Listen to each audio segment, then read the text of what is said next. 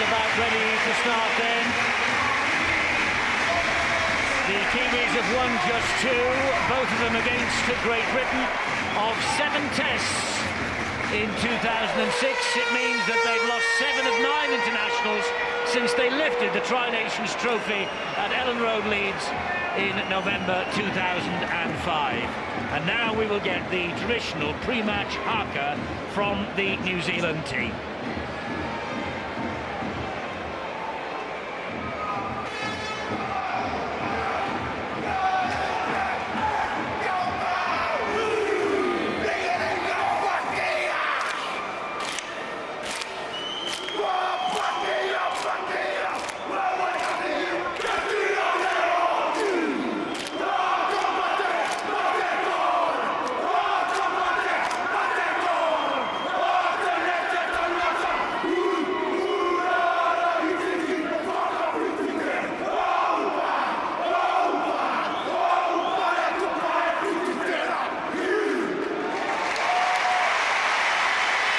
Draws a great round of applause. It's a terrific sight. The Kiwis haka, which sets the seal on this first Gillette Fusion test. And here's the man in the middle, Tony Archer, 36 years of age, from Australia. He is in charge of his first test match. He's a police prosecutor back home. And on the NRL website, notice that he's taken control of 104 first-grade games. But this is his first international. Well, Steve-O, you put your neck on the block very early in the piece, just after 5:30 tonight. A 3-0 British whitewash. Everyone's tried to talk against you. Are you standing by it? I certainly am, and I do believe that with the new coach, Tony Smith, he has picked players in form. And that is what you need when it comes down to internationals. I'm not saying that the Kiwis are going to be easy to beat, far from it. But I'm confident they'll do the whitewash. And that's the first run in international football by 18-year-old Sam Burgess on his debut. And very wise from the Great Britain point of view to give him an early touch of the ball. And that's Morley driving it in. Here now is Leon Price. And here comes the skipper, Jamie Peacock. Good, strong, resolute defence from the New Zealanders very early in the piece. Jerry Smith, who kicked off. Also in there was Dean Halatau. It's Burgess again for Great Britain. Second touch of the football in the opening 4 tackles. Will play the ball to Terry Newton. Here is Rob Burrow. He was inside the 40-metre mark. It's a good kick. And that's a massively important area. When Great Britain lost to New Zealand in Wellington last year, the kicking was very, very poor that day, and eventually they had to play too much of the game in their own half. Rob Burrow, I've said, is probably the best field kicker now, tactically, in this country, and he's gone off to a great start at international level. Opening minute of the first test of the 3-match series against the Kiwis. It's the New Zealanders who have the ball in hand, and that's Tani Tupu, the Bradford winger, coming in off the line and using his weight really as yet another forward. They are very, very big, physically challenging men. That's Frank Pritchard. He plays the ball. And Britain have got Halatau surrounded by 3. It's the last tackle. They've made 70 metres downfield. Pritchard is there. Here now is Lance Ohaya. There's the dab that comes off the legs. And it's 6 to go, says the referee. That's contentious already. Did it play the man, or did the man play the ball? Well, Tony Archer said it was the man playing the ball, and now they have a penalty for a high shot by Burgess on Paul Fatuira. Well, he certainly got himself into the game very quickly as the prop forward, Sam Burgess, but I'm not so sure that that should have been back to 6. No doubt about it. Young Burgess swinging left arm, and surprisingly, Kiwis want to keep the ball alive, not go for the 2 on offer. Interesting to see who will start taking first receiver. Remember, the Kiwis without the magical Stacey Jones.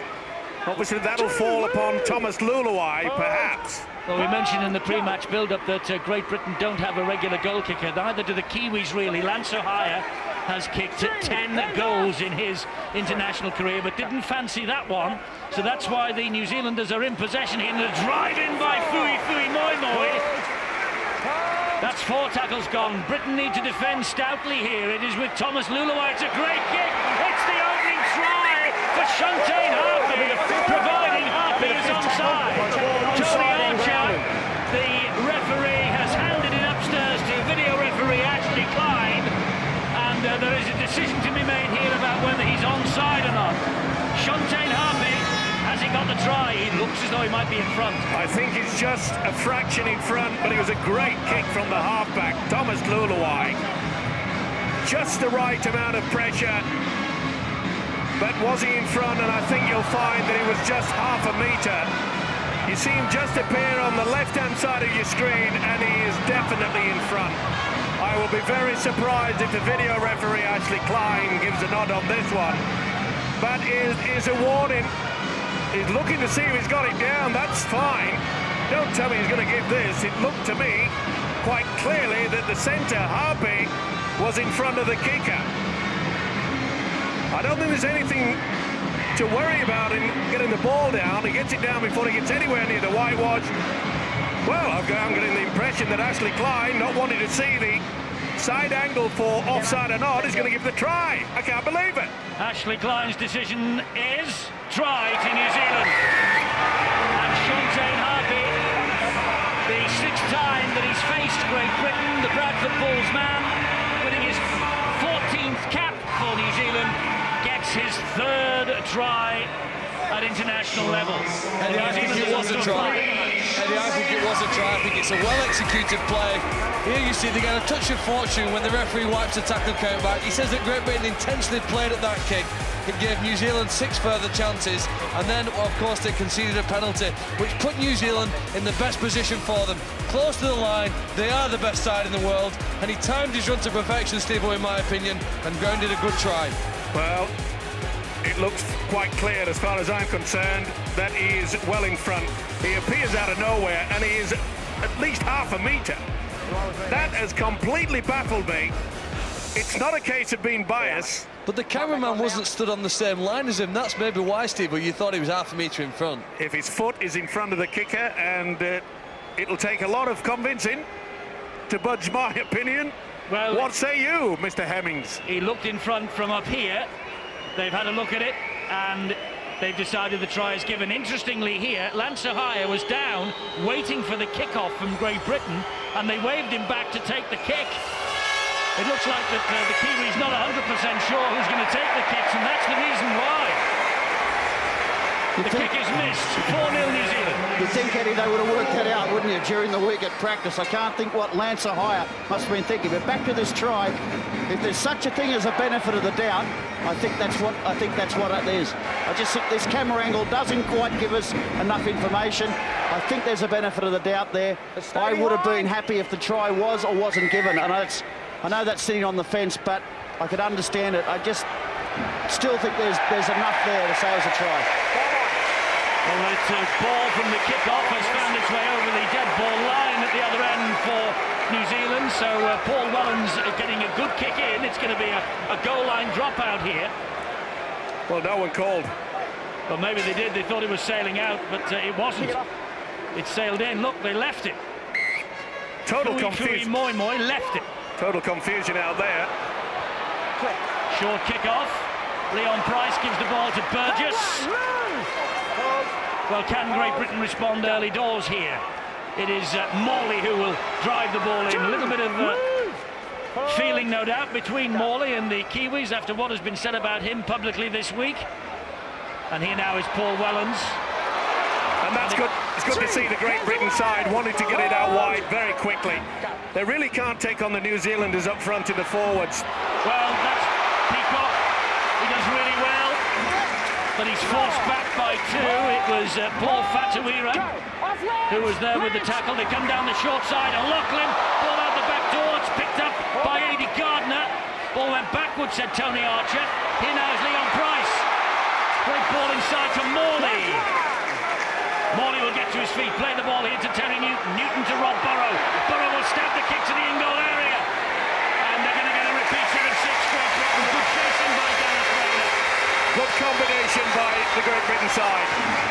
They mean business. It's shaking them up. The Harpy try. Good kick from Burrow. And the kick is only as good as a chase, and they were there in numbers. Good stuff. Tony Smith on the left, Steve McNamara on the right, the coach and assistant of Great Britain. Just 2 defeats at Huddersfield, so Britain should be uplifted by this venue. They lost here to Australia 18-12 in 2003, 22-16 to New Zealand in 1998. They trail here 4-0, 6 minutes gone. Morley will drive the ball forward at Moimoi, at Halatau. Halted though in centre field, and Terry Newton waits at dummy half. He will find little Rob Burrow, who hands it on to Leon Price. This is Welland, sweeping move developing. Keith Senior is clawed to the ground by the try scorer Shontaine Harpy. Terry Newton then back here to Gareth Ellis. Good stuff by Great Britain again. They're keeping it alive. Ellis getting closer to the line, but they used 3 dummy runners on that occasion on that last attack. This is Paul Wellens. He shrugs out of one tackle, gives it to Newton. Here is Burrow. Burrow will attack them now. Tackled by Halatau though. Play the ball to Newton. Newton, then on it goes to Ellis. Ellis drops the shoulder, trapped. Good defence. Went for the power play, a little bit of turnover. They won't mind that though. Great Britain can get their one line of defence pretty solid, and you can see they're very, very tight at the play the ball area. Good defence on show there from the Jerry Smith and Simon Mannering for the New Zealanders. They are a very big, very physical side, aren't they, New Zealand, as you would expect? They sure are, Eddie, but sometimes that physicality can get them into trouble, because what we just saw there was a repeat set against them. If Great Britain can pull off some of those again tonight and get repeat set after repeat set, you do see a vulnerability in the Kiwis' defence, and that's one of the downsides of being such a big physical team. However, if the Kiwis are able to get 50% plus of possession, you find that physical dominance is a major attribute for that team. Go. That was Halatau, and this is Thomas Luluai. There's the first kick from him. It will turn Gareth Rayner around. Bounces twice, Rayner picks up, and the British winger runs laterally. He's making not too much progress forward. Halted by the challenge from Paul Fatuira. Pretty keen chase as well by New Zealand. That was pretty solid. Come on, Jeremy. They run quite a lot to the winger, but didn't make much progress forward. Good tackle by Jeremy Smith on Adrian Morley. Here is Sean O'Loughlin. Move! And Lance O'Hire had his legs wrapped around the ankles of Sean O'Loughlin, just delaying him from getting a quick play the ball. Well, you normally find tackles like this late in the first half or late in the second stanza. It has breathtaking speed at the moment. They're both getting into it. The defence is pretty solid. We haven't seen much action from Great Britain on the short blind side. Here's Terry Newton taking it into midfield, and he finds O'Loughlin. O'Loughlin just couldn't get the ball away. Good tackle by Dane Halatau. This is Morley. Now it's Newton. Here is Leon Price. Price gives it width and finds Keith Senior. And Senior goes around Harpy. Nobody there in support though. Good tackle. With an important tackle. Certainly was. Try saver there. Rayner on his way. Rayner to Burgess. And Burgess loses the ball forward. Well, he's been involved, hasn't he, Sam Burgess, in the opening 9.5 minutes of his first ever test? Pretty confident run as well. Just couldn't take it. The big wall was there. Moimoi especially, but this was a beautiful run by Keith Senior. Good job that Thomas Luluai got back in number. A bit disappointed is the GB coach, Tony Smith. Yeah, you're right. I think the lesson from last year's Tri-Nations and the one before that, and I echo what I said last week, Eddie, is about converting chances into tries. When you break the line, the difference really at international level is that you get fewer chances to score, and when your opponents are of world-class ability, they convert those. That puts added pressure on the Great Britain side. You have to turn your opportunities into points. New Zealand in possession. They're playing the 12th test in England in the last 9 years. They've won 4, drawn 2 and lost 5 of the previous 11 since 1998. And that was Jeremy Smith, and here now is Roy Asatazi, hoping for a first win as the New Zealand skipper. Halatau, and the runner arrives. It's Moimoi. Getting through a lot of work as well. Moimoi is a bit of a handful as well, and it's good position and a good kick. But as always, Wellens read it perfectly. And trying to push the challenge from Luluai away, but Smith and Simon Mannering in very quickly. Here is Adi Gardner, the St Helens winger. He was unlucky to miss last year's Tri-Nations tour. Many people felt he actually scored a try in his debut against the Kiwis in 2006 at Nosey Road. The tackle could have been deemed a bit dangerous on Jamie Peacock, but the legs were horizontal. They didn't come up above that. And Wellens is cut down by another good tackle from Jeremy Smith. Now Leon Price gets a good ball away to Gleeson. Last tackle though for Great Britain. They're just over halfway. And Newton finds Rob Burrow with the left foot. Up it goes. And not a very convincing attempt, although it didn't need to be in the end, from Tuiaki. Wait for the whistle, Dean. Well, the high kick from Rob Burrow was trying to find out Sam Perrott. He has a bit of a problem in taking the high kicks. Eddie, we just saw in that last set of 6 perhaps a vulnerability in the Kiwis' defence. We saw the Great Britain side wrap to one side, then they started to play down the middle, because you can see already when they've got the football, when New Zealand don't have the football, a couple of the big forwards are starting to fade. Big problem though for Great Britain is the first and second markers. New Zealand are making good progress from that position. It was a great ball from, a great run rather from Perrott. It was a dodgy pass from Lance O'Hire, but it found a black jersey in the shape of Fatuira. There's O'Hire again. Here is Jeremy Smith. He's wrestled to the ground by Sean O'Loughlin. Now then, will Gareth Rayner get this? That was Halatau. This is Luluai, and that is a run halted by Simon Mannering. Keep coming, Jamie. You're right, mate. And Luluai will hoist the kick this way. It's a tester for Adi Gardner in defence. Gardner comes up with the goods. Wonderful take there by Gardner, under a lot of pressure from Tuiaki. Well, they've acquitted themselves very well, the Kiwis. And it'll be an encouraging start for their coach, Gary Campbell. Remember, Australia beat them 58-0, so at least they've got the scoreboard clicking. Burgess again for Great Britain. Will play the ball here to Newton. Now it's with Leon Price, and he goes for a big kick downfield and looking for a 40-20, just shy of it. Good length on the kick, but not quite a 40-20. Good option. Taking it early on the fourth, not waiting till the last. He could see that the wingers had not dropped back. Not far off it, was it? The tactics are pretty good. 16th test for Leon Price. 13 of them on the wing. Only the second appearance at standoff for Leon Price. And that one time when he was at standoff was in Sydney when Great Britain beat Australia, so he'll be hoping to replicate that achievement. And I think that the ability he has now playing at standoff is he can choose to get involved when the opportunities present themselves. And we saw with a quick play of the ball, he got into the dummy half position and ran from there. As the game unfolds and the opportunities open up, I think we'll see Price even more heavily dictating play.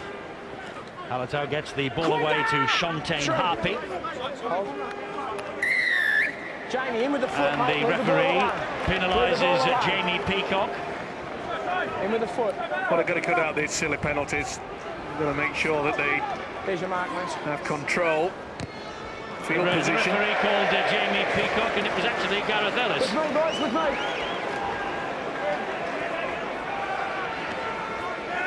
Not the most convincing kick either from the penalty by New Zealand. Well, gained about a metre, I think. Sean, do you find it strange that neither nation...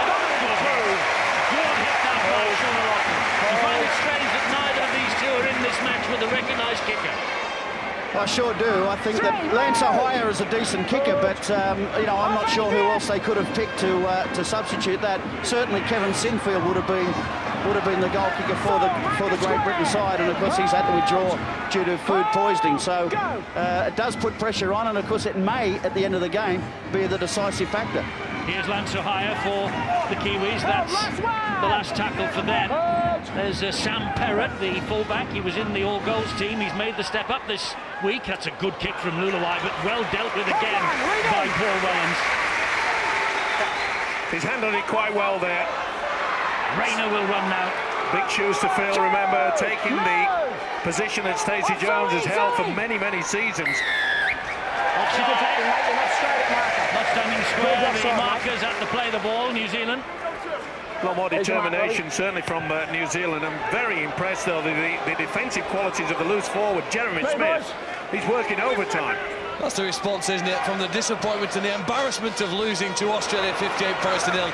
It was inevitable that the New Zealand middle defenders, their pack of forwards, would come out with something special, and you've seen that. And although the score says 4-0, I think they're even more in front than that, really. Physically, they're winning the battle, both with and without the ball.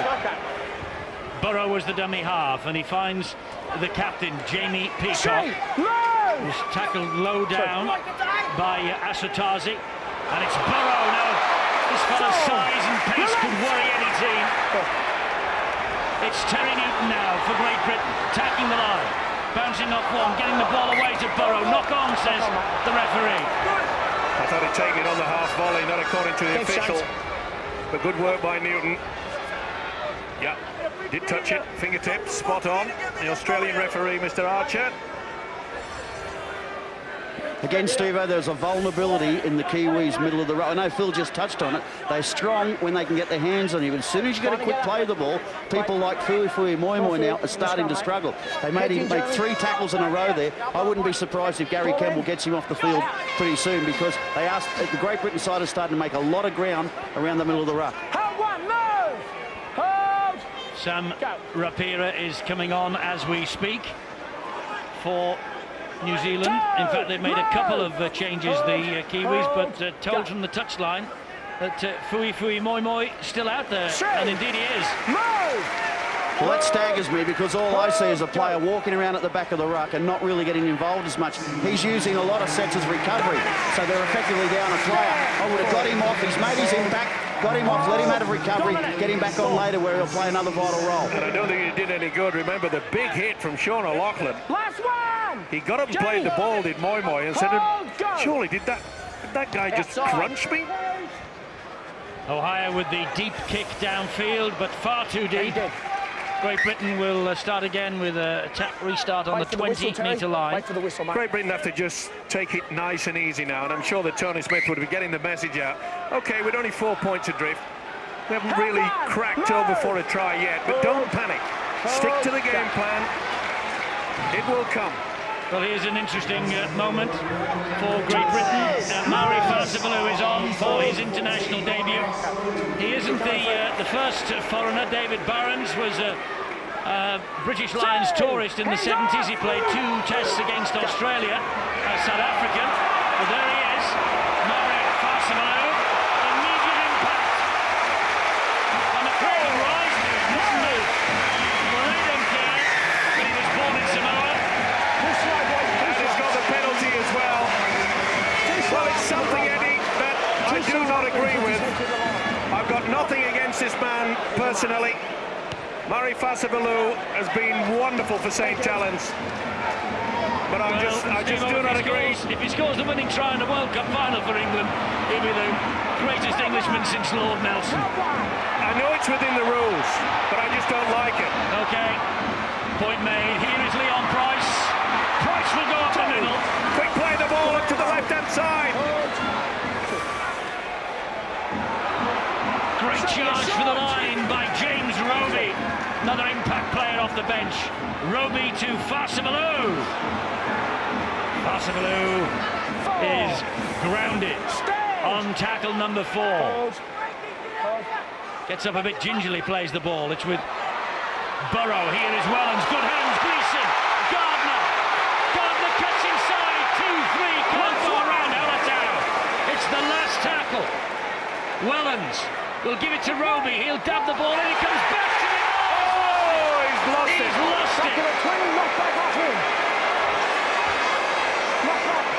And they've also lost the opportunity of getting the possession. It ricocheted backwards, and he's diving for the line. Roby just lost control. How many times has this fella, James Roby, come off the bench and turned the game? Eddie, that's about the 5th chance that Great Britain have had to score, if you include like the half break by Keatinho where he couldn't quite find his supporting players. When you can turn that and look at New Zealand, they've had 1 chance, haven't they, and they have the 4 points on the board. And as longer goes on, I suppose, as the tension and pressure grows, maybe even an anxiety amongst the home side, that you wanted to get somebody across that try line. Absolutely, and Roby thought he was, but just lost the ball forward. That's the point I was making, Phil, in regards to Tony Smith. Has to get that message out and say, look, just do not panic. Get back into the scheme of things, and they're doing that. That looked a bit high from Fatuir on Wellens. Wellens slipping maybe. Here is Gardner now, the St Helens wing. Third cap. Plays the ball to Gareth Rayner. I think the experience of Morley, Peacock and Senior will be reminding this Great Britain side that in the last 10 minutes of this half, New Zealand have fallen apart over the last few years, and that's the time now where they have to up the speed. Well, Roby was trying to up the tempo there, and the Kiwis could have been penalised, and again they could have been penalised. Up goes the kick from Price. The winger is underneath it, unchallenged completely, Taniela Tuiaki. They're finding it very difficult now, the New Zealanders. You saw on that last time with Great Britain in possession that they were struggling. Quite a few of them couldn't get back in that straight line. The half breaks are coming. The full breaks will follow. But as Phil Clark rightly said, at this level, you've got to transfer chances into points on the board, and so far Great Britain have not done that. That's a great offload. New Zealand have just brought on their impact player, the man who was outstanding for them for the all goals last week at Warrington. Epulahamin Luiaki has really been sensational, and he comes on now entering the field. Yes, he's Tongan-born, the New Zealand Warriors player. Back it goes though again to Lance Ohaya. Ohaya will drop the ball just a couple of metres from the British try line on the boot, and Rayner picks up and finds Wellens. Good chase though from the Kiwis. Stand! Hold! Hold! Go! It's a good substitution though, because Frank Pritchard, the man going off, he was another one that was starting to go up and down on the spot. I don't want to harp on this, but he's still got Fuifui Moimoi on the field. And again, they're starting to pick him off. He's just involved in that tackle there, but he's slow getting off the ground. He's not able to double up, make the next play. He's not doing anything in offence when they've got the football. I don't know what the tactic is with him. Perhaps they're just trying to bird him out completely. I don't know. Roby, well, the pass, not the best pass. Not the best. Picked up though by Gareth Ellis. And Ellis will attack them up the middle, with Halatau there again with a good tackle. Helped out by Luaki. O'Loughlin, Great Britain running it on the last here. Peacock waits for support, it arrives from O'Loughlin. There's the kick. It will go over the head of Sam Perrott. It will run dead in goal. But Great Britain will trade the territory gained for the possession here. Well, Tony Smith will be furious about that because they didn't organise themselves to make sure that they get him into a good position. And Sean McRae has a smile on his face, and the reason being, Mr. Moimoi's gone. Fuifui goes. 24 minutes he lasted.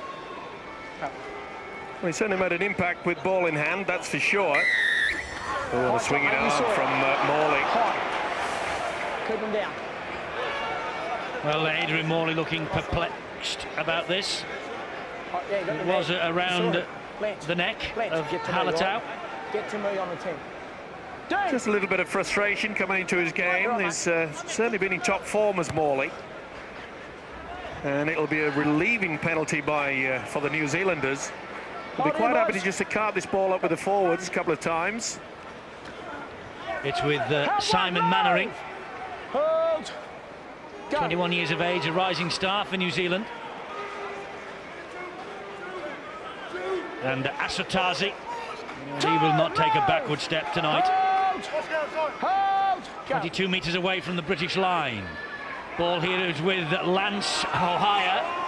And Ohaya, the sole survivor of the last 3 Test series in England in 2002, will play the ball here to Halatau. Will find Luluai, and he finds the substitute Louis Anderson. Again, solid defence by the British boys. Kiwis will be looking for the kick. Will they go early? No. Asotasi. That's the last one. They're bang underneath the British sticks. And it's Rapira who nicks it back to Luluai. Bounces off the legs of Burrow. Has Burrow got the speed to beat this Kiwi side? Not a bad He'll get up though. halfway. He'll get up quickly if he can. Should have been penalised.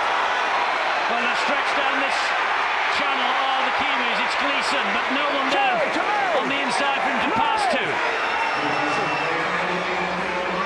Here's Gardner. The New Zealanders now have the defences marshalled. That's a Penalty.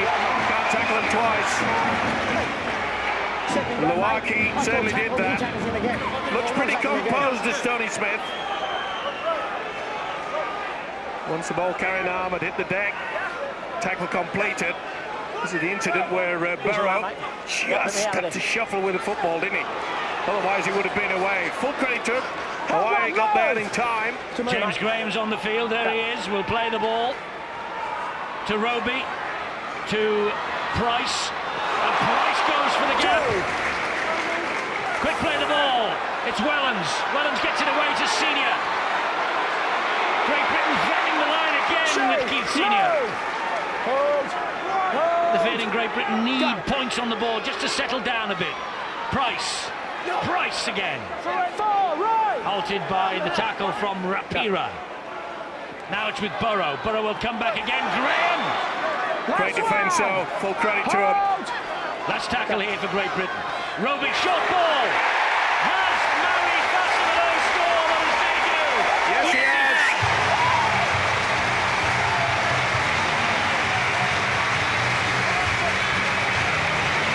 Two tests against Australia for David Barons, the last foreigner, if you like, to play for Great Britain. Maui Fasalu qualifies on residency, and he has got Great Britain on the board with the first try of his international career. And certainly this crowd, they're on their feet. They are applauding in every corner of the ground for Fasalu's first try. He is an Englishman, Steve-O. Eddie, you said I'd have to wait for the World Cup, and if you score the winning try, you've got it there in front of you yet, and the crowd's behind him. It all started with that little bit of a dink through, and you can see Rob Burrow went into it, got the position. And the sheer strength of this man, the combination of the two St. Helens players, it was coming, you just felt it. This, surely now, will be an easy kick. And they will take the lead. It's Rob Burrow who is going to kick the goal. Almost bang in front. He has kicked as a second string kicker for Leeds when Kevin Sinfield hasn't been there this season. When Sinfield's been taking a breather on the bench, and he manages to kick the goal. And Great Britain are ahead by 6 points to 4. Fasalu, first try. Yeah, it looked like he wanted to take the pressure off Eddie. I felt as though the anxiety level of the Great Britain side was visibly rising, and you started to see players trying to win the game individually, doing things on their own. But now I think having the first score, taking the lead again now by 6 points to 4, should hopefully help them to play in the relaxed manner that you need to do to be at your best. To be fair, Phil, they have certainly done that. Quite often when you get into a side that panics, they all go into one-out football and just use the forwards, but they have been keeping the ball alive in Great Britain. Yeah, and New Zealand have the advantage of course, this being their second game this month. Fasalu just juggles that one, hands off the first one. It's like a rod of iron, isn't it? Just punching the player in the chest to push him away. And that's the beauty of him, is if he can get to his feet very quickly. You can see he attracted 4 would-be defenders. And this is where you've got to try to catch him. Get up quickly and run from dummy half. There's none better than that man there, James Roby. Probably caught a little glimpse of Tony Smith there while the boys were talking, with a little well-done sign to Maui Fasalu. He took a gamble, there's no doubt about that, Tony Smith, in announcing him as a member of this Great Britain party, but I'm sure just now he feels the gamble's paying off. And here is Rob Burrow. He's got Fasalu. Oh, it's a shocker. What an awful pass. He held on to it far too long. He should have given it to Fasalu split second before. Well, we know what he can do. This Rob Burrow went right underneath a high swinging arm, get it away. He left it far too late. It was a shocker. No chance for Fasalu, and he will know more than anybody, Rob Burrow, that wasn't the best pass that he's ever put in his career. And that's a great example of a player that you have to get right if you want to win the World Cup next year. You saw Jonathan Thurston in extra time find Lockyer with that pass that won the Tri-Nations tournament for Australia last year. It was the same scenario, coming through to the fullback. Penalty here, obviously, to Great Britain. Yes, and interesting, this ball came loose in the tackle. Well, I'll tell you what. It should have been a penalty the other way, but 2 points. He's penalised him for not regaining his feet before putting the ball to the ground, which is within the rules, but pretty hard when you've got 2 Great Britain forwards on the back. He's not impressed, and he's every right to be not impressed. He's been badly done to. Yeah, mate. Now this surprises me that they are going for the 2 points. He's ruled that he has not been tackled there and that he got up and played the ball, which is why Great Britain have the penalty. Oh, it's splitting hairs there. But it looked as though he didn't have a hand on him, to be fair, and he got up and played the ball.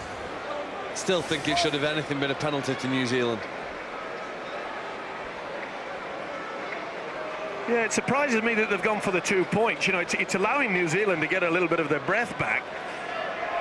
I'd have been punching this into the corner and going for the possible 6 rather than the 2.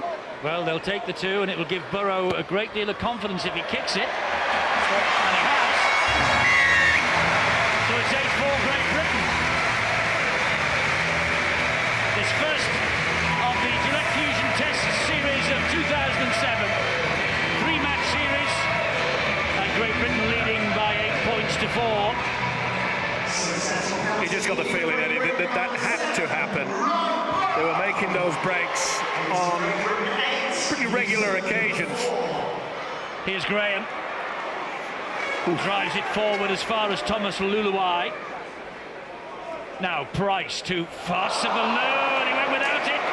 And there's danger here. There's more than danger. There's fantastic. He's got it down there, Fatuira. But there was a fantastic bit of defence to begin with. But it looks like Fatuira managed to plumb the ball down. Onside, offside, first of all. They've gone for the play on, and that's what the referee Tony Archer has signalled. So it's a matter of whether he's held up or has he done it in one movement. Is it a double movement? There's the error from Fasivalu. Kicked through by Pritchard. Well, they're all onside. If it's anything to go by with the first one, they're all onside. Oh yeah, there's nothing wrong about the offside. He won't be looking towards that. So they'll go towards the grounding. Fatuira picks up the ball there. That's all one movement. That's okay. Can't get it down there. Can't get it down there. Can't get it down there. And I think that's stopped. And I think that is a double movement. I think that his momentum has stopped. I'm not sure if ball carrying arm hit the deck, Steve, are you? Well, we'll soon find out. That's okay. And they've held him. Oh, maybe that's a try. Yeah, that's going to be maybe a dodgy one. He's moving. I think he's stopped there. If his momentum has stopped, does it count? Yeah, I think this is a try. I really do. He'll probably give it. A great effort from Sean O'Loughlin, but it came to naught. Well, they put the ball down. Great Britain with the line at their mercy, which was a chance. And the Kiwis have had 2 opportunities, and they have come up with 4 points on every occasion. And it came as a result of a mistake by Great Britain and Mari Fasivalu, this one. Yep. Just had a little look at Pritchard coming towards him. He did well in the second row. The big guy just kicked it through. A bad error. I thought it was going to be fantastic defence from O'Loughlin here. And actually it was, but they just got their arms free, didn't he, at the right time. Had to give that. So Lance Ohio doesn't miss from that range. Well, the lead was brief. 60 seconds. 8-4 to 10-8 down. And that's maybe the reason why I was screaming why take the 2 points when you could have had the possession down there, you could have been controlling the game, and from the kickoff, they forced the error and they come up with a try. Even more so, Steve, when you consider that Great Britain have created 5 or 6 opportunities to score. You know what? By half-time tonight, this game could well have been over. Yep. This could have well have been over in favour of Great Britain had they have maximised their opportunities. They haven't. I agree with you. I think sometimes you say you take the points that are available because it looks like being a tight contest. But if you've created opportunities, there's a confidence there to go on and score. At least half a dozen chances to score. And how quickly this game can turn you from hero to villain too. Maury Fasfalou, what about that? Absolutely. One error and you pay the price. What about Paul Fatuira? Of course, the Huddersfield fans inside this ground will be hoping he will be doing that in 2008 in Super League for the Huddersfield Giants. He has been signed on for next year. Well, he was alert. It was tremendous effort from him. Here's the substitute, Luaki.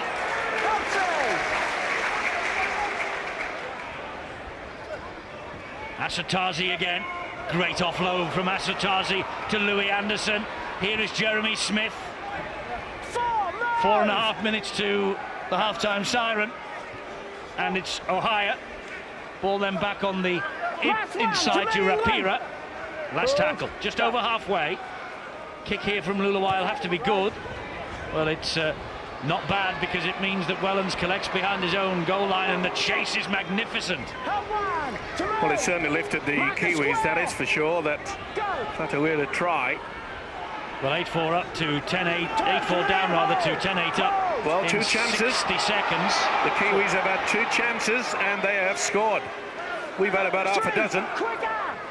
And we've only got 1 on the board. Here is Rayner. Look, I know that good run from Rayner, halted by Luaki. I know that New Zealand were hammered by the Australians 2 weeks ago, but I just wonder what that match, not necessarily the result, what the match did to them in terms of getting to know each other and the cohesion. Obviously, clearly gave them a better match preparation, didn't it? And I think Great Britain look rusty. As this series goes on, they will undoubtedly improve. And I think even as this match goes on, they will improve in the second half. You see them getting some control back there now with a kick to touch. But at the moment, they've got players doing things perhaps that they wouldn't normally do or they would have practiced to do. Gareth Rayner there, hence kicking the ball out to gain ground. Well, they don't have to panic, Phil, because of the fact that Sean McRae has highlighted. They've made so many clean breaks. They really should have had more points on the board. So there's no need to panic. Just keep going as they are. Absolutely. It's not like they've struggled for field position. It's not like they've struggled for possession. I just think that, you know, games like this, any game of rugby league, you just maximise your opportunities. And the team that does that tends to win the football game. Less than 3 minutes to half-time, and New Zealand in possession. That's the second tackle, this set of 6. It was made on Sam Perrott, their fullback. And here now is the substitute. That's good hands. And this is the winger, Tuiaki. Referee now shouts that he's held. He will play the ball to Fatuira. Ohio. Rapira will drive it forward to halfway. Gets the ball back to Perrott. He gets away from Senior, gets away from Ellis, gets away from a couple of them, and here they come down that right channel with Shontaine Harpy. Beautiful play by the Kiwis. Simon Mannering. Good ball to Luluai. Important tackle. Oh, he got the pass away. How did he get that away? Unbelievable. They're starting to ping this ball around now. Look at them, they're offloading at will. Here is Luluai. Luluai gets it away to Asatazi. Last tackle here for New Zealand. Fantastic passenger play. Ohio, Lance Ohio is held up this time. That'll be the turnover. Well done, Paul Wellens. Looks like Gleeson's underneath. It is. That was outstanding. Wellens made sure they weren't going to pop that ball down just like Fatuira did early. That's the best passenger play from the Kiwis we've seen. Look at that. Pass from Luluai. Outstanding. Well, the tails are up. The tails are up, New Zealand, no doubt about that. This is Graham. Encouraged by the fact that Britain took the 4-point lead and immediately they hit back and took an 8-10 lead themselves. And this passage of play from them has been outstanding, and a wonderful pass almost off the deck by Luluai. Here now is Peacock. And Peacock gets Great Britain to the 40-metre line on the last. Roby to Burrow. Burrow goes down the middle. Sam Perrott picks it up on his own goal line. 35 seconds remaining in the first half. New Zealand being called on to score a length of the field try. Ellis went in very high there. Just got the step on him off balance. They'll be happy with the Kiwis. They've really come back into this game. Problem here. Second tackle. Ash, second tackle.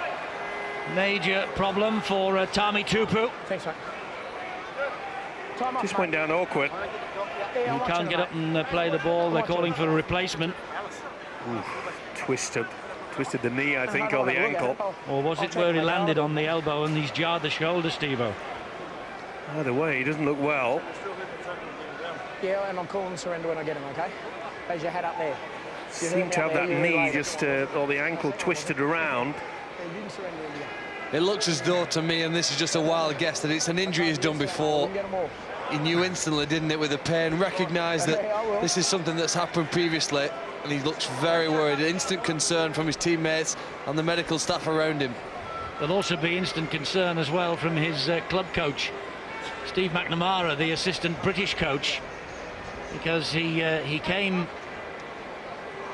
from Australia, did Tami Tupu, to replace the irreplaceable Leslie Vainikolo. Maybe breathing a sigh of relief here. All concerned with Bradford because he's on his feet. He doesn't look well, as Steve-O says, but he's going to play the ball. He limped away from the play the ball. I think you're right, Steve-O. It is a leg injury of some description, ankle, knee, or whatever. Yeah, it's an amazing thing that when a guy goes down and he doesn't move, you know he's injured. Slight worry on the face there of Steve McNamara.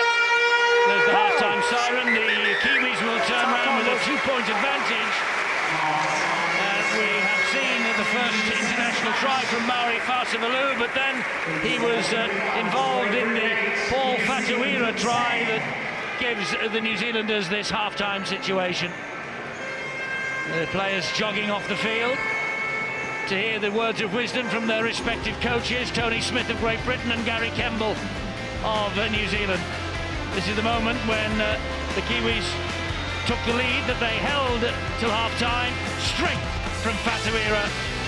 New Zealand ahead.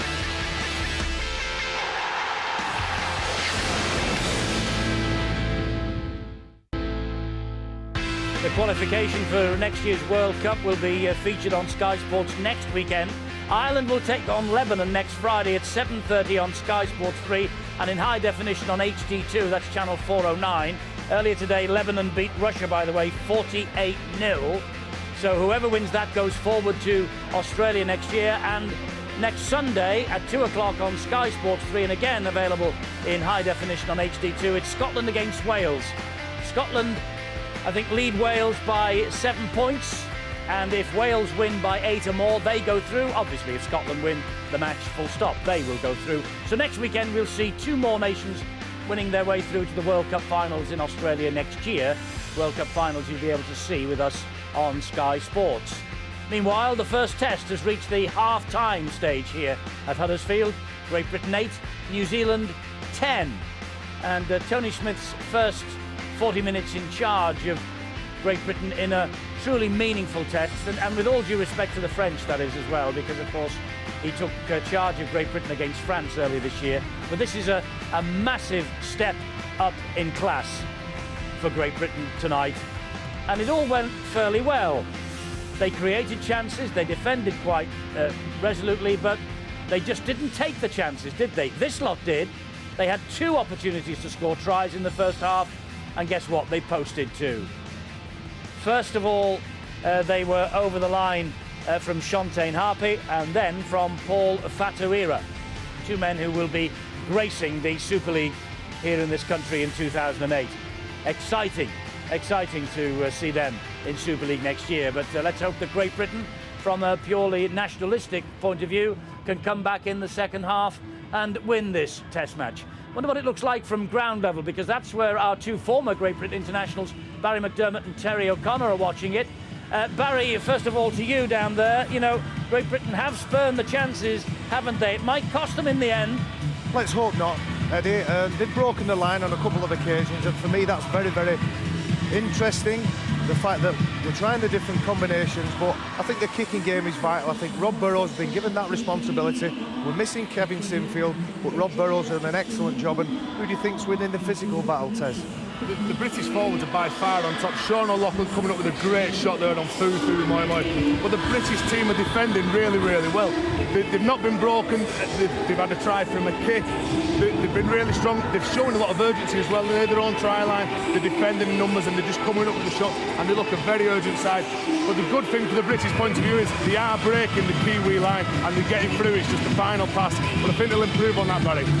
For 30 minutes, we virtually nullified New Zealand, and I said right at the top of the show, when New Zealand are playing on instinct, they're very, very dangerous. The last 5 minutes or so, there were some terrific offloads from New Zealand, and it was causing Great Britain problems, Tez. That's the thing with the Kiwi team, they're always going to promote the ball, but I think they've been shocked by the dominance of the British forwards and the big shots that they're coming up with, and just out the back there, Tupu's just having a bit of a fitness test, just had his knee heavily strapped up, whether or not he comes out in the second half. But I just think that they've been shocked by the way the British team are playing the game, and normally a physical part of the aspect is what the Kiwi play the game, but I think they're shocked by the way the British forwards are playing, Barry. And we talked about the bench, we talked about Morris, as we've nicknamed him now, Morris Farcivalou, because he's a good Brit, has added power and punch when he's come off the bench. Everyone was waiting for that first touch of the ball that Morris got, and he come up with a great run, scored a try, nearly scored a second try off Rob Burrow. He's in for the big second half. Thanks to you, Eddie. Much obliged. That's the boys on the touchline, Barry and Terry, and Sean McRae is here with me in the studio. I suppose you would echo a lot of those sentiments, Sean, but I made the point during the commentary, this is Great Britain's first run out really with this team that Tony Smith has selected. 2 weeks ago, the Kiwis had the run out against Australia. It ended disastrously on the scoreboard. Britain do look a bit rusty, don't they? At times they do, and they've only completed at 50%.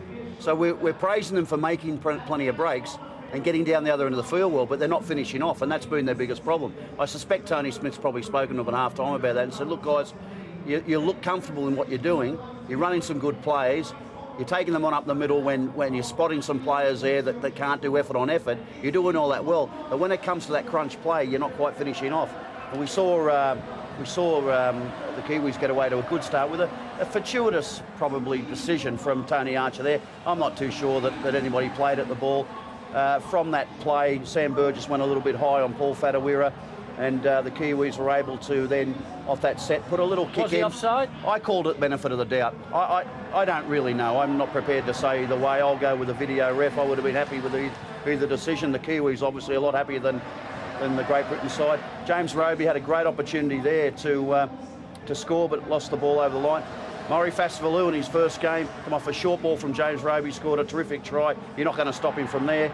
And then Rob Burrow, as his name suggests, was able to burrow through the defensive line of the Kiwis. Inside ball to Murray Farcivalou.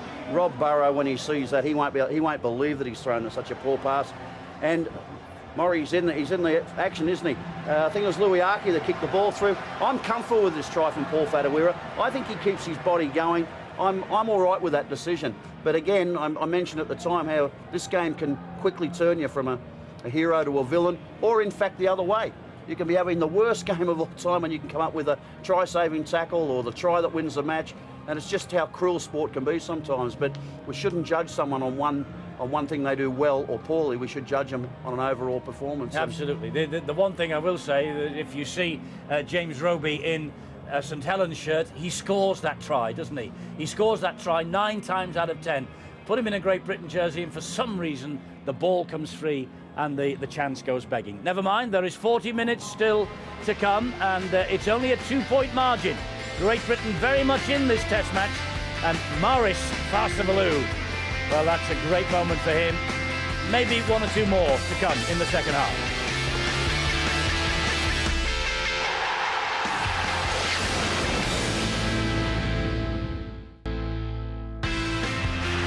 Well, this is the first of the 3-match test series, and the next 2 both live on Sky Sports on the Saturday evenings, 5:30 each time. Next week, the second test from Hull, Great Britain, New Zealand, Sky Sports 2, and in high definition on HD2, channel 409. And the week after, the third and final test from Wigan at 5:30, Sky Sport 3, again available in high definition via the red button on your handsets.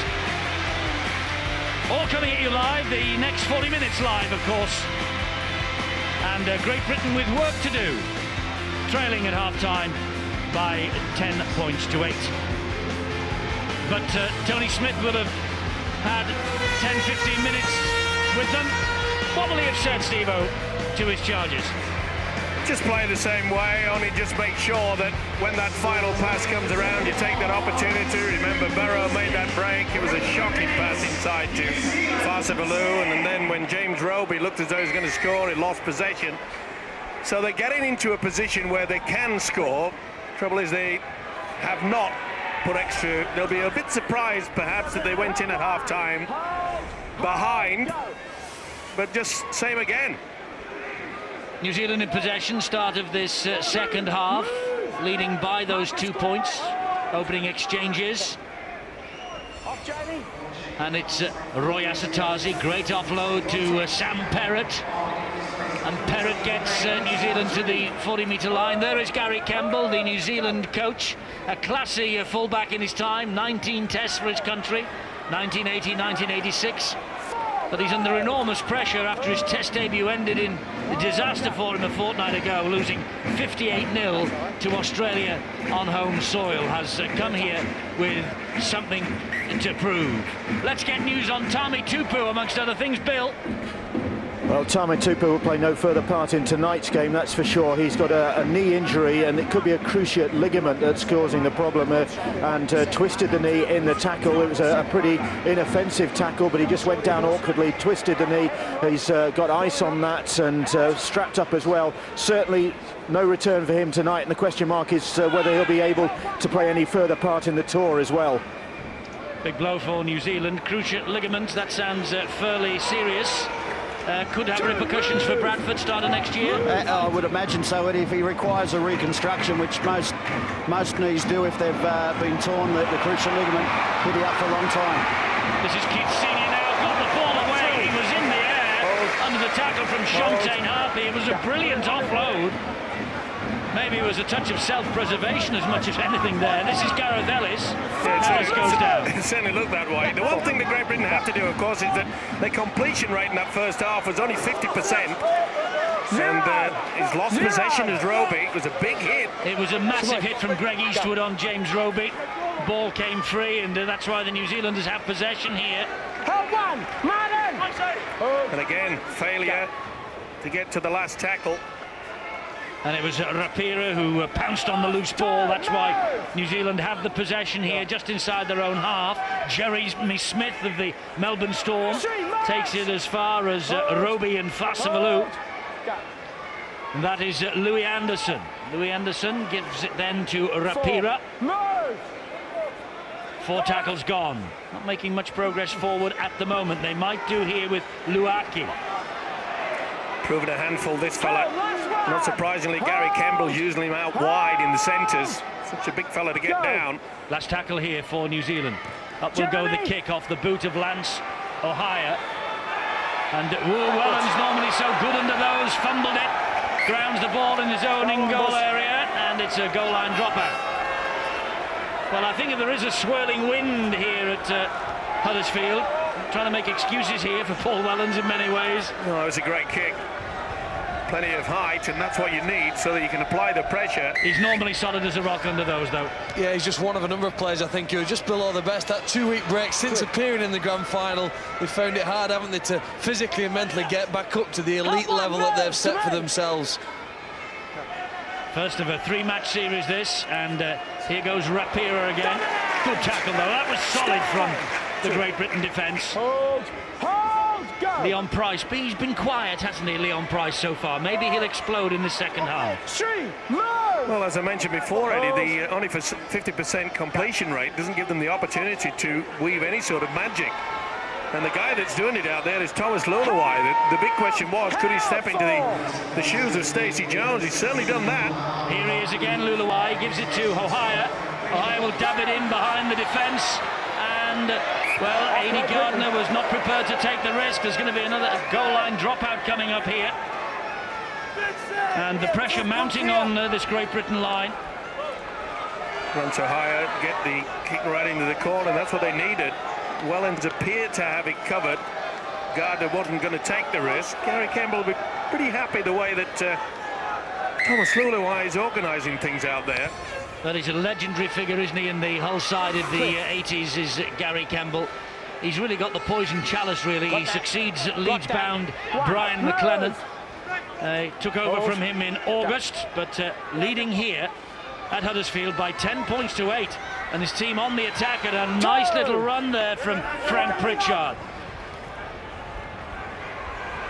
And this is a good run from Fatuira again, taking New Zealand underneath the Great Britain posts. That's Louis Anderson, fires the pass, good hands again, ball hits the deck. It's a knock-on, and that's good defence from Leon Price in Great Britain.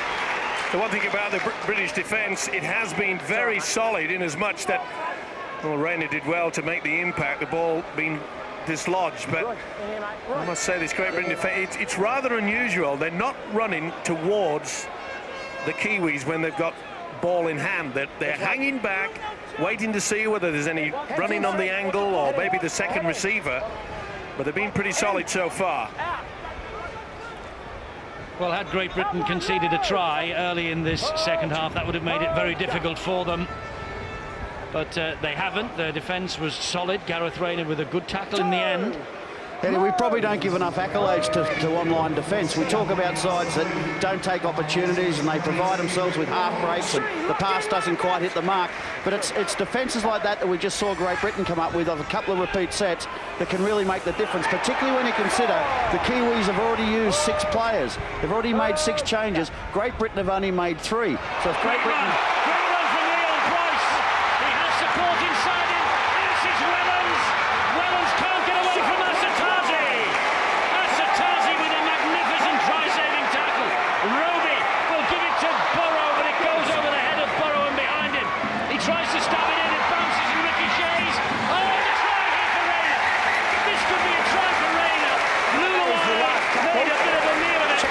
The onside. And Gareth Rayner come up with a try. Well, he was bouncing all over the shop. And there's all sorts of things to check on by Ashley Klein, the video referee. Well, Rob Barrow put the kick in, so that's fine as it goes through. He's definitely played for it. I think it came off Eastwood, didn't it? Came off Eastwood, the second man. Bang, bang, there it is. Certainly went for it. Leuluai gets to it and then can't get, but does Rayner get downward pressure? He's missed it. Oh, I think it's no try. Well, we've seen them given. Well, both hands go around the side. He's also looking at a push. He's also looking at a push there on Leuluai. That won't be given. There's no control over that at all. Both hands slide down outside the ball. I think it's academic. No try. I think he's pushed him in the back. Thank you, mate. I've got it. The try is denied. It's a penalty kick for the push by Gareth Rayner on Thomas Leuluai. And the British coach found something to smile about. Maybe he tipped it that it would not be awarded. But you'll see this here. And he's got it spot on. He has definitely pushed him. Thanks, mate. To me, boys, hold. Well, another golden opportunity, good position. Another chance goes begging. It's wasted. And the longer this game goes, then we often talk about don't panic, but if you're running out of time, these Kiwis, they'll just shut up shop. They'll just grind it out, and their ability and the confidence of spinning in the tackle and offloading has been pretty impressive. Go. It's New Zealand who are in possession here again, and it's Louis Anderson for them. I think that we've mentioned they've used so many changes already, and they're already without Tame Tupu. I think Bill's got more bad news coming in for them. And that's right, Eddie. It's a player who's caused Great Britain problems tonight. It's Apalame Lauraki, who was limped off with what looks like an ankle problem, and that was shortly after, I think you'd picked out in commentary the problems that he was causing Great Britain, and he's been treated on the sidelines. So that's Tame Tupu and Luaki who are on the sidelines, and neither of them, certainly in the case of Tame Tupu's injury, unable to return. Running out of numbers, the Kiwis. This is Graham. Well, if it keeps on like this, the Kiwis, don't tell me they'll be putting out the message, come back, Stacey. Well, it wouldn't be beyond the bounds of possibility, but he did put the boots on the centre spot last week at Warrington, and they were carted off on a red cushion. Surely not. Eddie, I think the speed of the game sometimes doesn't let us to pick out some amazing moments. When Roy Asotasi got back to deny Paul Wellens, that's a very special play from the captain, who will inspire his teammates if he continues to do things like that. Oh, this could be a try. He's got the chance here. I think Raymond's got downward pressure on this occasion.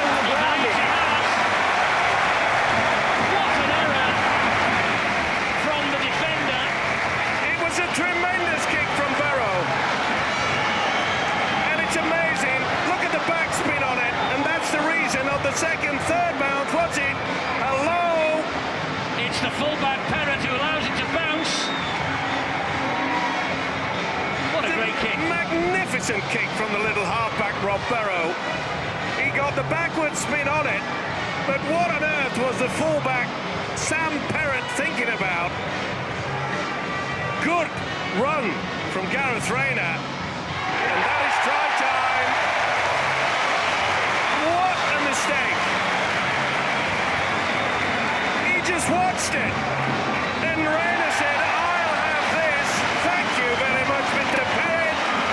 It's a long way off Christmas, but this was wrapped up. They're just checking that he's not on offside, and He's all right. well, if they gave the early one for New Zealand, they've got to give this. Well, sure they have. This is Ashley Klein has TRY. the button, and he says try. Gareth Rayner denied a few moments ago, and now he gets the 4-pointer.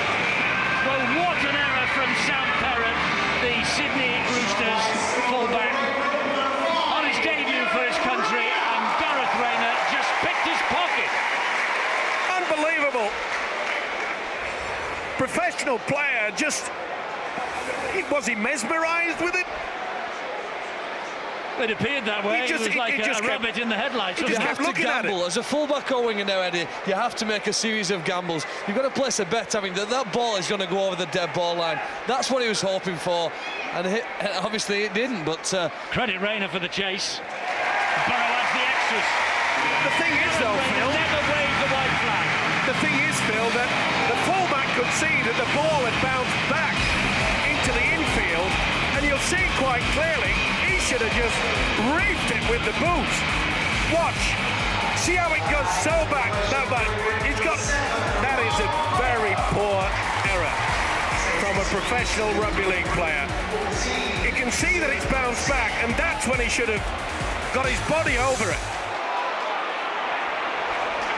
Well, Great Britain came from behind here at Huddersfield in the Tri-Nations not too long ago. They were 12-2 down at half-time, as I remember, came back and won the match, and the Kiwis didn't score in the second half. The final score was 22-12. It's 14-10 to Great Britain here, 10.5 minutes, second half gone. The problem is for the Kiwis now is that with it being such a big error, it may just upset them. It may just start to get through to the brain box. Well, it's another good kick downfield from Leon Price, another fumble from the winger over there, Tuiake. Great chase from Great Britain. Martin Gleeson leading the way, Sean Loughlin there, and also Eddie Gardner. This is where they want to try to force the error. That's good work. It's Perrott who hangs on for New Zealand. Crowd begin to get behind the British team. I think one of the messages from Tony Smith at half-time was to attack New Zealand when they have the ball, put them under pressure, and you've seen that with the enthusiasm of the chase and the intensity here in defence. Now, trying to ask New Zealand, we've got to play this second half at a higher level. Can you match that? That's Shantae Harpy. New Zealand have not made it to the halfway line on this, the last tackle. It goes back to Lance Hohaia. He puts a kick in down the right-hand side. It finds the ground behind Rayner, but the try scorer a few moments ago picks up and will begin the counter here. But he's halted by Fuifui Moimoi and Roy Asotasi. And that's Wellens. Luluai's all over him now. In the Super League, that would have been a penalty. Well, it's been the tactics by the Kiwis throughout this game. The turtle in the man, making sure that Great Britain don't get a quick play of the ball.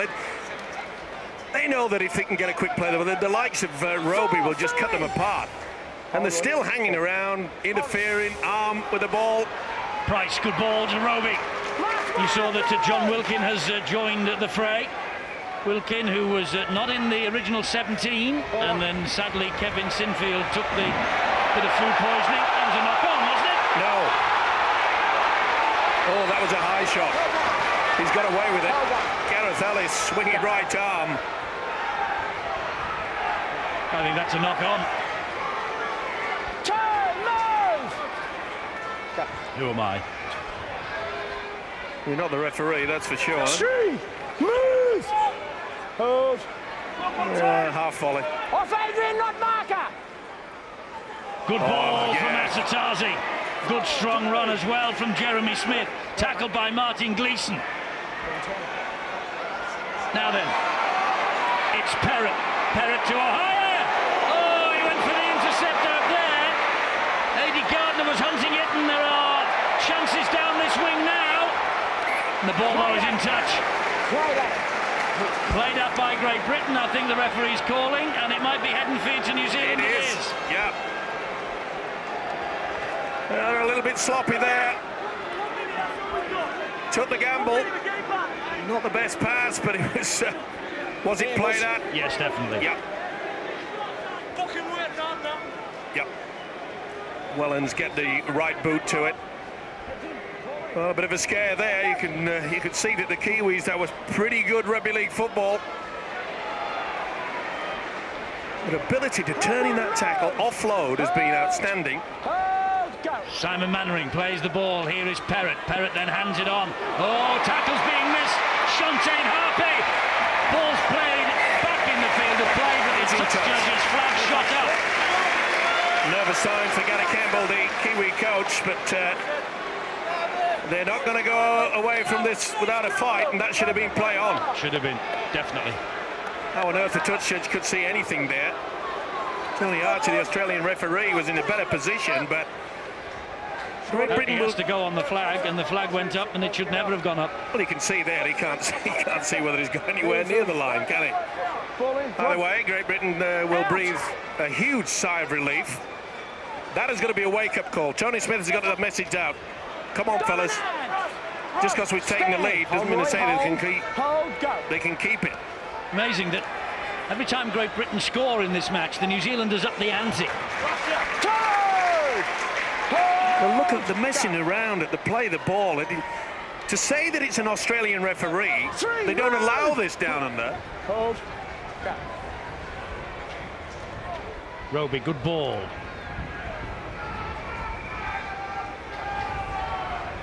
Now Graham for Great Britain. Over halfway on the last tackle. Roby waits. Here is Leon Price. Bit of a sliced kick. Picked up by the winger, Tuiaki. And that was Fatuira. Here is Perrott, the fullback. That could have been a grapple tackle there. Certainly round the neck by Leon Price on the New Zealand fullback. Halatau, but Great Britain offside. Good work by Halatau. He's impressed with this fella. Hooker run from dummy half. That's something they've done quite effectively as well as the Kiwis throughout this game. And as soon as he entered in towards Price, who had failed to get back the full 10. Moi. Needed a good tackle by Adrian Morley. Halatau gets the pass away. This is Pritchard. They're inching towards that British line again. Suddenly there's an urgency about the Kiwis after Great Britain have scored. It's with Ohio. He pops the ball up to Louis Anderson. That's 3 tackles gone, but they're still 15 metres away from the British line. Halatau. Back it goes to Luluai. Ohio. On the fly, it finds the hands of Simon Mannering. And Great Britain do well to pull him down. Greg Eastwood waits dummy half, gives it to Ohio again. Flicks the pass to Asatazi, spins away from a couple. Oh, gets the ball back, and Ohio knocks the ball forward, and all of Great Britain breathes a sigh of relief. You really can't blame the standoff. It wasn't the best pass, was it? Asatazi, as we've mentioned throughout this game, not impressed. Not impressed at all. Steve, I guess if you're around Roy Asatasi, you've just got to expect the ball. I know that wasn't the best offload, but we've seen him do some wonderful things here tonight, both offensively and defensively. It's just even things with his footwork. You saw he got himself in position to offload, and Lance Ohio probably wasn't quite expecting it. But, you know, at this level, you've got to expect a player like Roy Asatasi to offload or to provide you with something. But on the other side with Great Britain, I've been so impressed with their online defence tonight. That's what wins your football games, definitely. If you can defend your line, shut teams out, and just try to force error. They've done it so well so far. Still plenty of time on the clock, though. There's still over a quarter of this test match remaining. This first Gillette Fusion test from Huddersfield. Great Britain with their noses in front, only just. They came into this match overwhelming favourites. But New Zealand proving what a good nation they can be, and they're in a rebuilding process as well, of course. They've been impressive at times, I must say. That the defensive pattern and Great Britain's last set of 6 there was very good. British couldn't get anywhere near the halfway line, and that's an important facet in this modern day rugby league. That's a great run. Oh, that's a high one.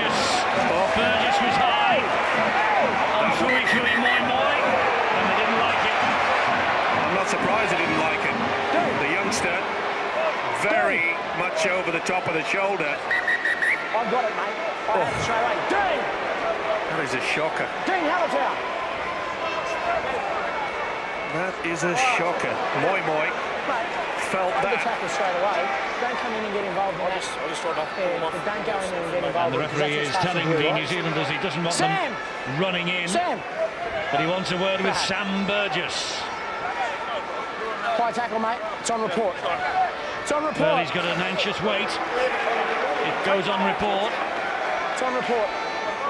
And it was high. Yeah, that's right, mate. They've got the time to talk about rule changes, Eddie, but I have said before that there has to be a possibility of a 10-minute sin bin in there. I don't see the reason why that's not used. If you hold a player down, sometimes in a try-scoring position, he can then be sin bin for 10 minutes, and yet you almost decapitate an opponent, and you just put on report. And what's more, Fui Fui Moi Moi goes to the side. He cannot carry on. And New Zealand are forced to make a change. But that will be a free substitution. Because it happened in a penalty. Yes, correct, because it was a penalty or placed on report or a player sent off. Becomes a free sub, and of course a player like Fui Fui Moi Moi, it's probably going to do them the world of good to go off for 5 or 10 minutes down. Here's Eastwood. Eastwood is tackled. Dean Hallitow, when he is on the field, Hallitow, they're a different kettle of fish. He controls everything out there. He really is a talent as a hooker. Good tackle by Wilkin and Price then on Ohio. But watch the Great Britain defence. They won't come out. They'll wait and see what's going to happen. They are so confident that as a unit, it's going to be difficult to get past them. Woody Weltang on to that, did Rapera. He did. Oh, that's it. Gets the ball away. Great Britain were waiting for the play the ball almost then. They nearly caught them cold. And Louis Anderson gives it to Ohio again, looping past then, and wide it goes. This is Fatuira, and he gets the ball wide. What a tackle from Gardner. Unbelievable. Tackle on Tuiaki. Ball hits the deck. Anderson dabs it forward. Wellens will pick it up. Wellens does. And takes the tackle from Sam Perrott. You talk about a tackle that could change the game, and that one from Eddie Gardner was nothing short of superb. Boy, ball and all, crunch. Here's Burrow, bounces out of one, can't get away though from Frank Pritchard. Oh, tremendous stuff. Did well, didn't it? 6 to go, says the referee. He wipes the tackle count down here for Great Britain. Here is Murray Fasivalu. Now it's Burgess. This is where the British boys can take full control. Morley, oh, good hit by Asatazi. Roby. Ellis. Ball comes out somehow. Picked up by Roby. He's ever alerted to this fellow. The man of steel picked it up very quickly indeed. It's Burrow again, short ball to Senior. Looked to Burrow touch to the forward then. half. Back it comes to Wellens. Wellens then to Leon Price. Price gets the ball away. And Burgess, on his own report, and he's gone over the try. It means, of course, that both Murray Fastabaloo and Sam Burgess on their debuts for Great Britain tonight have scored. Well, Burgess on report for the high tackle just a few minutes ago, still out there in support and had the strength to power over the line. What a moment for the youngster. You can see there that Pritchard deliberately went for the football. It went back to six more, and Price produced the magic, and young Burgess produced the run. What a moment for this kid. He's been superb in Super League, and so has Price as well. Ever alert. Great moment that for Sam Burgess. Had a very, very difficult year personally. Lost his father to motor neuron disease earlier in the year. Young player of the year, and he said in the press before this that his dad would be watching him tonight. Sweet. And his dad has watched as Burgess scores the try. Burrow adds the extras. There's a 10-point gap, and there hasn't been a gap like that in this match so far. And that just indicates to you, Sean McRae, the ability of being getting good field position. They got the second set of six, and then they worked it. Good, solid work in the forwards, and then give it to Price. The step, put him off balance. Good support by Burgess, though. Yeah, there was a terrific offload, wasn't there, when there were four New Zealand players in a tackle, and they were, Great Britain were able to offload the ball, and they were able to play off that. But I go back to their online defence. I know I sound like a broken record, but they've defended so well on their try line that really has paved the way for them to get up the other end of the field and create some havoc. Big hit on Roby by Louis Anderson. And just another word about Sam Burgess, and comparisons are very difficult, of course, and you maybe shouldn't make them, but Sam Burgess, as an 18-year-old on his debut against New Zealand, crosses the line for a try. And in 1993, Andy Farrell on his debut against New Zealand as an 18-year-old, he too crossed the line for a try. There is a glittering career ahead of Sam Burgess. It certainly is. He follows the same path. And it's an amazing thing, Eddie. You know, a lot of people, a lot of critics say, no, don't push this kid. But he's ready, and he's proved it tonight. And he proved it last week too. Well, man of the match last week in the match between the Northern Union and the All Goals. And I think the next few minutes are very important. I'm paying particular attention to Rob Burrow.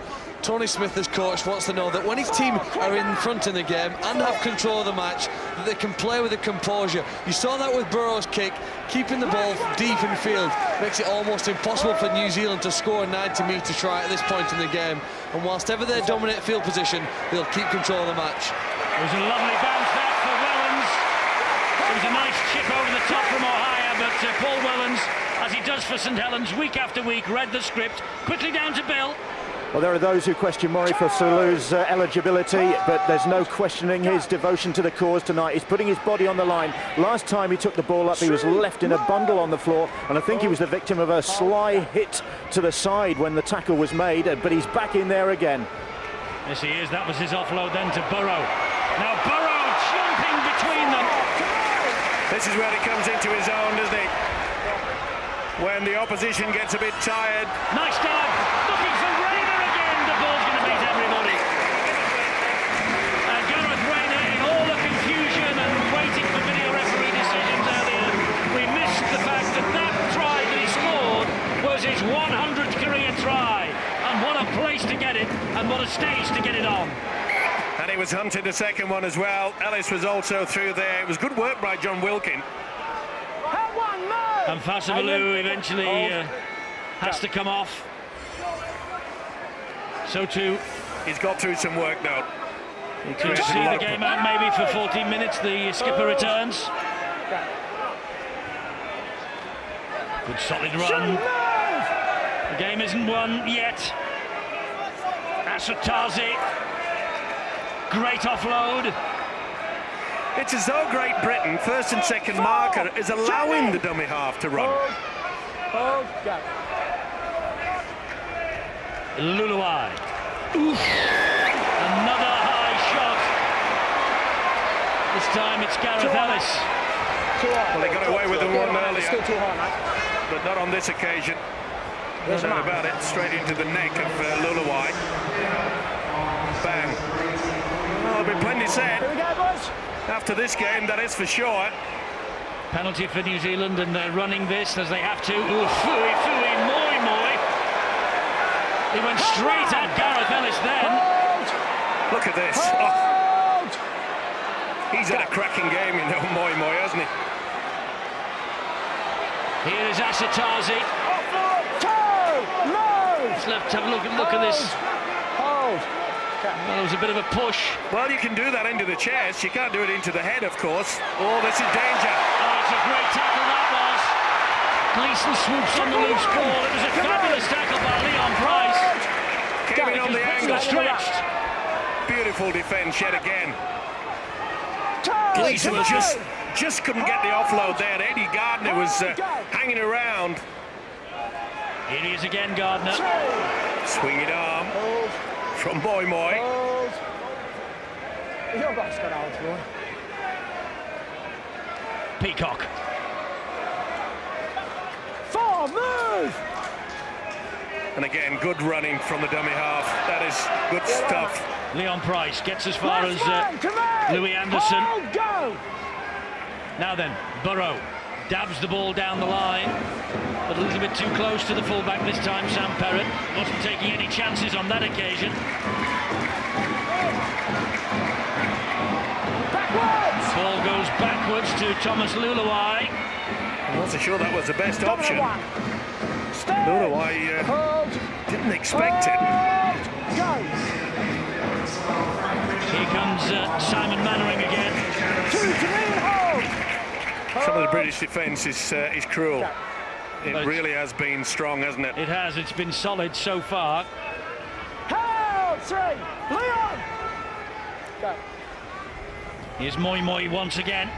But it's getting to that point now where they've got to try a little bit something different, the Kiwis. Maybe they chip over the top. Well, they did late in the first half, didn't they? They showed what they can do when they offload. Yeah. Well, they've got to do a little bit something different because this British defence is pretty solid. Mannering slips in front of Burrow. Burrow effects the tackle. Last one. Eastwood to Luluai. Luluai will just dribble it down the line. Wellens is after this. Whoops. A little bit of a fumble. Eastwood's after him. Hold on, mark the square! Hold! We're so used to seeing Paul Wellens being rock solid. A couple of occasions, just had a little bit of a problem with his hands tonight. Got away with it on 2 occasions. That's a good run from Roby. Yeah, that's quick thinking.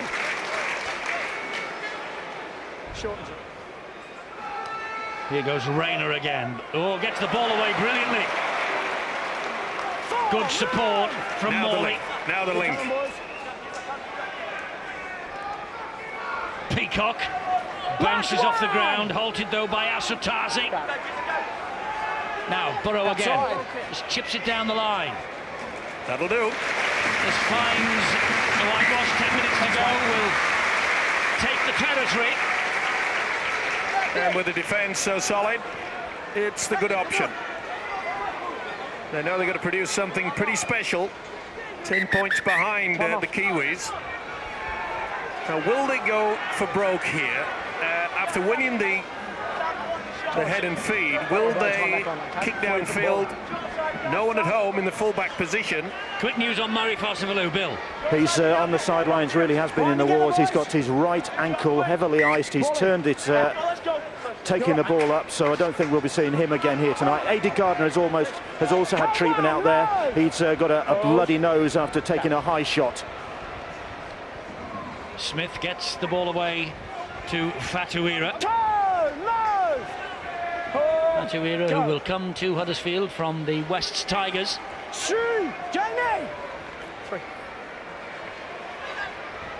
Good run again from the hooker, Halatau. Luluai flicks the pass, Asatazi. Morley gets to him, but he still manages to offload. Fui Moi again. Last tackle here for New Zealand, Halatau.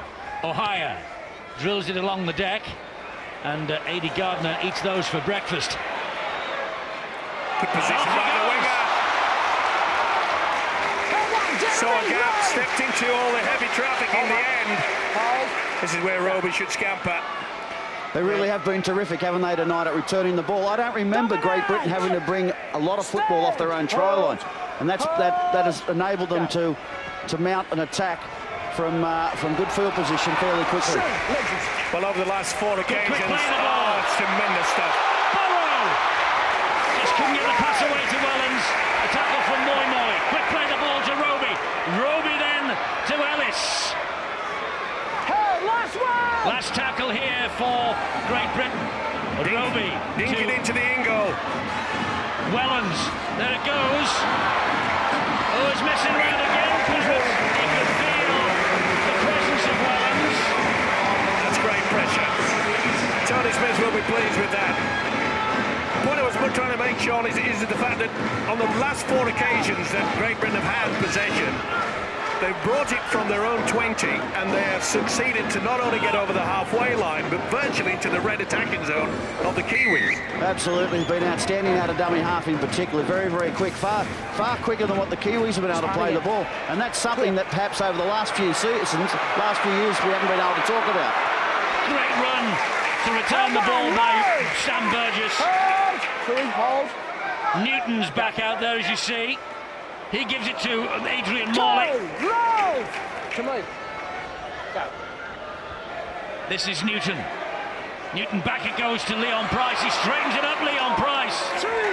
Couldn't get it away to Gareth Ellis. Not the best play of the ball, and penalised. Well, he's very anxious to get on with the game, and he's certainly come to the fore, hasn't he, Leon Price?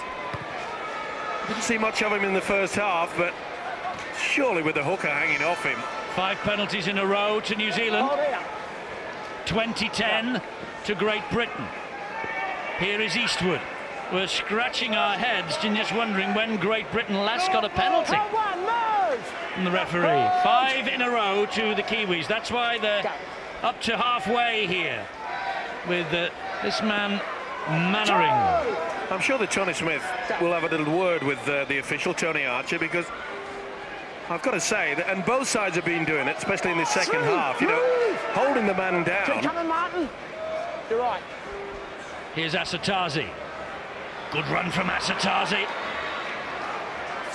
Britain dare not relax. 6 minutes to go, 10 points the difference, 2 tries, and the Kiwis would win it. It's Fui Moi drives it in again on the last. This is Dane Halatau. He finds Thomas Luluai. Luluai then gives it to Eastwood. Eastwood dabs it towards the in-goal area. Oh, it's picked up by Wellens. He's trapped in goal. There's a goal line dropout coming up. Took a huge gamble to the fullback Wellens there. Might have been better served, trying to just make sure that this went over the betting goal line, but he didn't really need to try to get back on the inside there. Okay, they've got the dropout anyway. Still plenty of time, and the Kiwis know that, but they've got to come up with something pretty different. Well, we've searched through, and we reckon that the last time Great Britain got a penalty, it was in the 33rd minute of this match. Oh, Mr. Burgess! From Burgess. Take a bit of that. Oh, down the line they go, and they're in again with Shontaine Harpy. Shontaine Harpy's second try of this Test match. It was a thunderous challenge by Sam Burgess, but everyone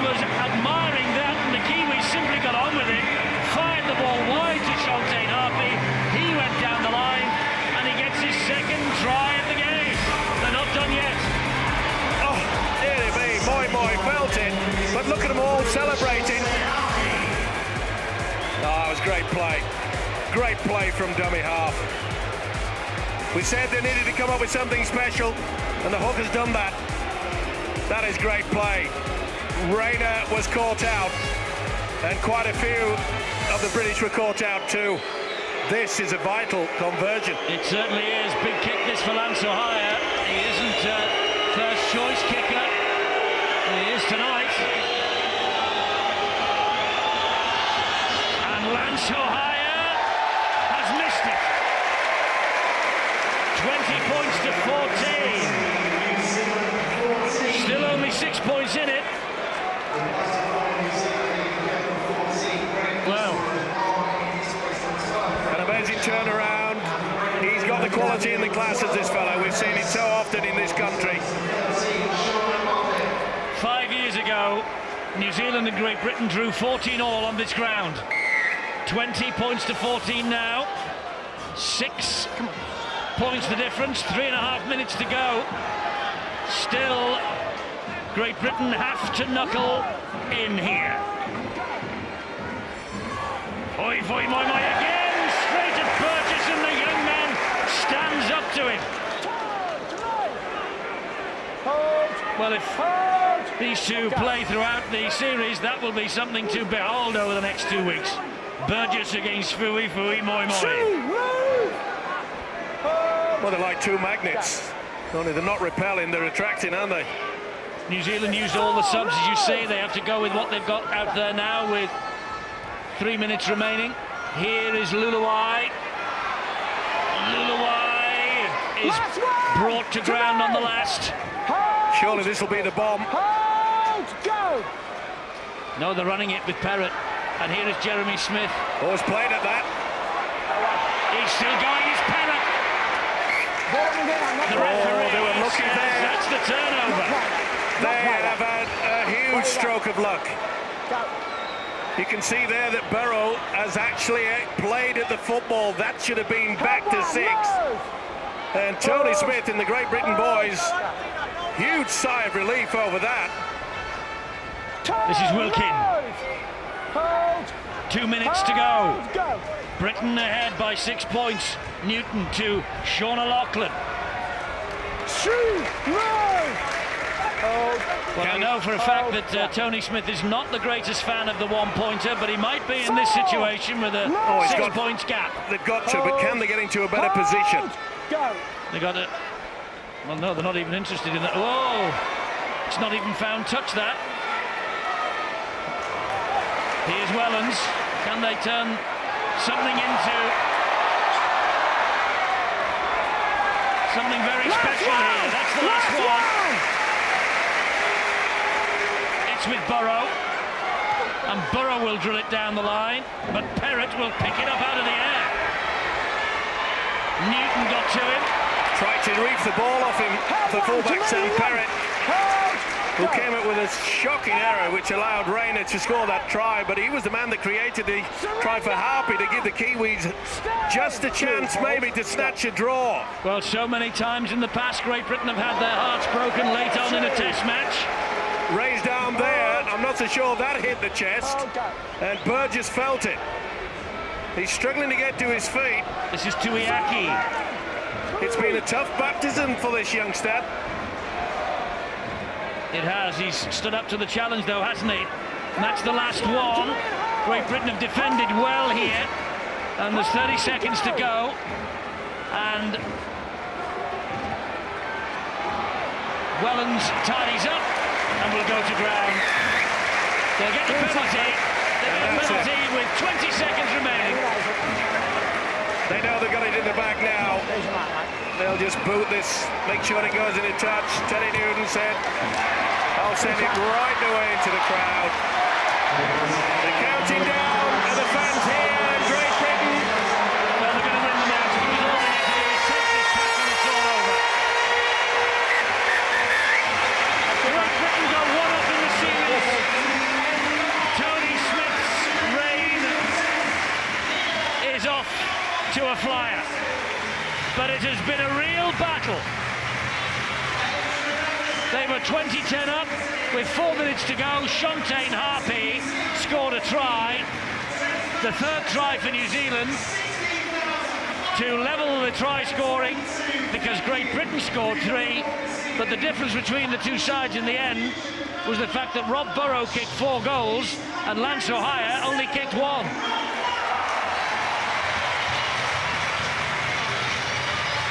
It's a winning start in this 3-match Gillette Fusion series, and that's the important thing. Down to the pitch, Bill is with Jamie Peacock, the British captain. That was the classic arm wrestle, wasn't it? Yeah, it was a tough game. I thought we defended really well, off his own try line. They got, a couple of tries probably against one other play, in the first half, and we managed to defend well in the second half.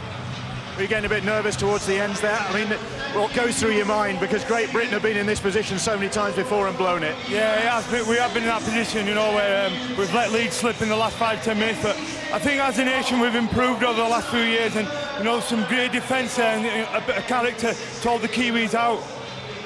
Young Sam Burgess, what do you make of his performance? Oh, outstanding, looks like he played 20 test matches, never mind one test match. He was awesome. Now this is one win under your belt. The Kiwis are going to come back.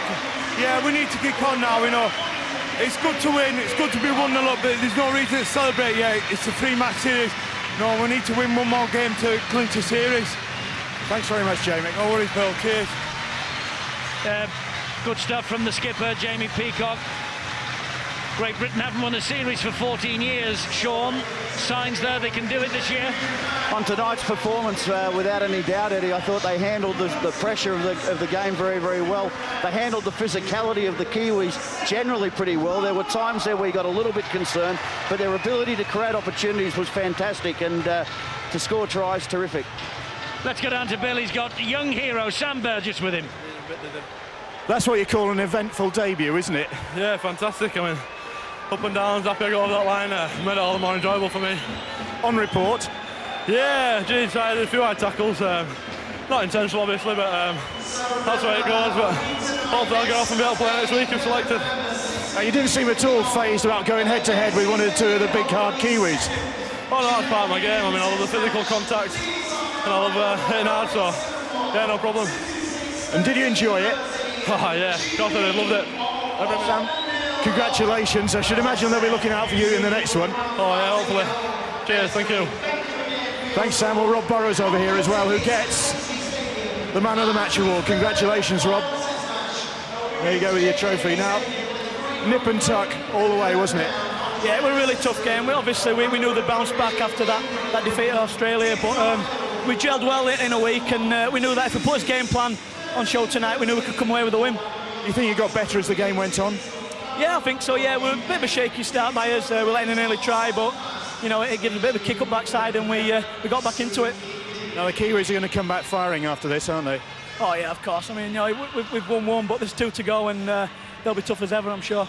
Thanks, Rob. Congratulations on a Man of the Match showing as well. Thank you, mate. And the coach, Tony Smith, is here as well. Thanks for joining us, Tony. Well, Great Britain fans will have been sitting on the edge of their seats then, because they've seen it before. You get into a winning position, but this time the defence was strong. It was, yeah. I thought we were strong right through. We didn't get broken too many times. First half, had 2 tries, one from a kick and one from an error, where they towed it through. So I was really pleased. I thought we did a lot of hard work in the first half and probably deserved to be a bit further ahead. But, yeah, pleased with them. Would that be the worry, at one point, the worry that you had all the possession and the field position and you weren't converting it into points? I know, I had some faith there. We thought we were going to score some more points. I think we blew a few opportunities too. The scoreline could have been a bit bigger, had we have executed a bit better. You showed a great deal of faith in Sam Burgess in selecting him. I think he repaid your faith tonight. Yeah, and I think Murray did too. Both got tries and, fantastic. They both did a great job. All the boys were really good. I thought Adrian Morley was very, very good there tonight as well. And little Rob Burrow just keeps picking up those Man of the Match awards, and deservedly. Before you go there, can I please, it's my mother's birthday back in Australia, so happy birthday, Mum. You will be in the good books now. Thank you. Thanks, Tony. Well, Mum will be happy with the message, and Tony is certainly happy with the victory. and he's going back inside here at the Gulf Farm Stadium to a very happy Great Britain dressing room, I am sure.